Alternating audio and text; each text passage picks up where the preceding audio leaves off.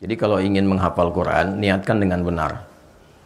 Ya, apa cirinya orang berniat itu? Cirinya dua. Dia menempatkan hafalan sebagai prioritas agenda hidupnya. Misal kami ada At-Taisir Learning Center, di situ ada kegiatan menghafal Quran. Dan lintas negara, sudah ada 24 negara tersambung.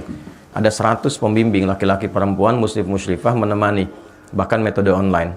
Ada 3 metodenya, bisa setoran langsung, bisa telepon lewat voice note misalnya, dan nanti yang voice note ini ataupun juga mengirimkan hafalan kita untuk dinilai, itu akan ditanya, Anda sehari punya waktu berapa dengan Quran?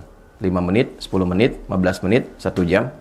Nanti dihitungkan, Anda akan hafal Quran dalam durasi sekian bulan, sekian tahun. Kalau Anda 5 menit, ini hafal Quran dalam durasi sekian tahun misalnya. Dihitung sampai ke situ. Tapi nanti alokasi yang telah Anda siapkan itu ada konsistensi. Siap nggak dihubungi jam sekian yang Anda kosong itu? Itu terus diingatkan demikian.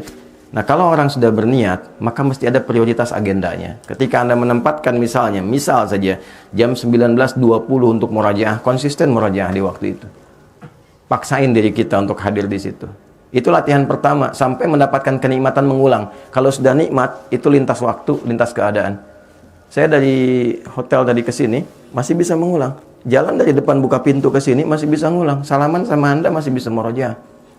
Gitu. Saat duduk, saat berdiri, saat tiduran masih refleks bisa baca. Udah nggak ada jeda karena terbiasa. Sesuatu yang terbiasa jadi habit, itu nggak kita minta pun dia keluar sendiri. Ya, jadi ini. Yang kedua mesti sungguh-sungguh serius. Ya, kalau Anda ingin sukses, kan Anda cintai pekerjaan Anda. Kalau Anda ingin betul-betul serius, ya bisa menghafal Quran dengan baik, ya murojaahnya yang serius. Lakukan dengan sungguh-sungguh, lakukan dengan benar. 3 konsisten. Nanti di situ ada 9 tahapan lagi untuk menuju konsisten itu. Konsis 1, konsis 2, konsis 3, konsis 4, sampai konsisten. Ya. Tapi intinya cari motivasi yang terbaik. Anda kenapa menghafal Quran? Kenapa menghafal Quran? Anak saya alhamdulillah sudah mampu. Anak saya yang menghafal Quran. Nah, ini yang saya maksudkan gini. Yang saya maksudkan ada yang dikerjakan anak, tapi yang didahului orang tua. Ada sebaliknya, ada yang dikerjakan orang tua, tapi investasinya lewat anak. Kalau ingin anak Anda soleh, maka orang tua berubah jadi soleh dulu. Kalau ingin anak menjadi penghafal Quran, maka orang tua berusaha untuk berinteraksi dengan Quran dulu. Walaupun hanya sekedar baca. Anda pernah dengar kisah Mu'adz nggak? Mu'adz itu orang Mesir. Matanya nggak bisa lihat. Usianya 4 tahun.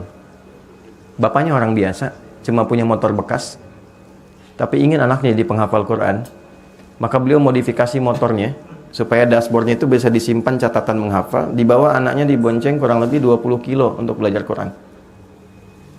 Anaknya yang disimpan, bapaknya berusaha membiasakan diri walaupun hanya baca.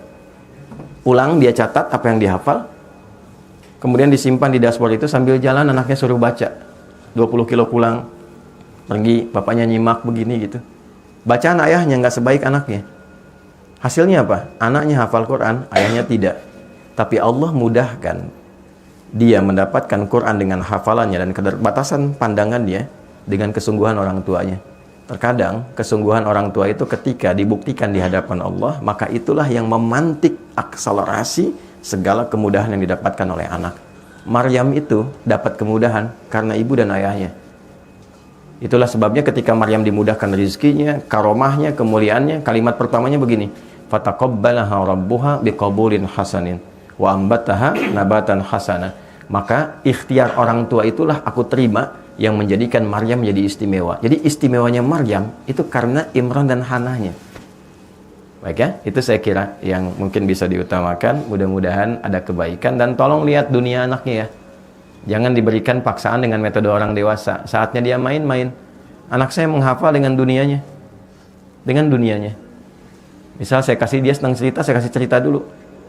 Saya kasih isi Qurannya dulu. Setelah tahu isinya, baru kemudian dia baca. Dia tahu, oh ini yang saya ceritakan tadi malam. Maka senang dia menghafal. Ya, sekarang dia main mobil-mobilan, saya kasih. Seperti anak lainnya. Anak kami seperti anak lainnya. Main mobil-mobilan. Kami kasih 5. Kami ajarkan yang 1 jadi imam, belakang makmum. Waktunya adzan, Allahu Akbar, mobil 1 jadi imam, yang 1 komat. Dan dia praktekkan setelah itu. Allahu Akbar, masjid samping. Mobil, semua, ayo, sudah adzan dulu katanya, kamu jadi imam. Yang satu jadi makmum, yang satu adzan, satu qomat. Dengan dunianya nggak apa-apa. Dia senang mainan, misalnya ada tayo, ada macam-macam dan sebagainya. Kita beli sajadah, kita desain misalnya gambarnya ini. Jadi dia bawa itu, dia belajar sholat. Biarkan dengan dunianya, karena anak-anak tidak ada hisabnya. Tapi kalau anak sudah mau menghafal, anak sudah mau sholat, bapaknya belum tergerak, ibunya belum tersentuh, dengan cara apa lagi Allah berikan hidayah?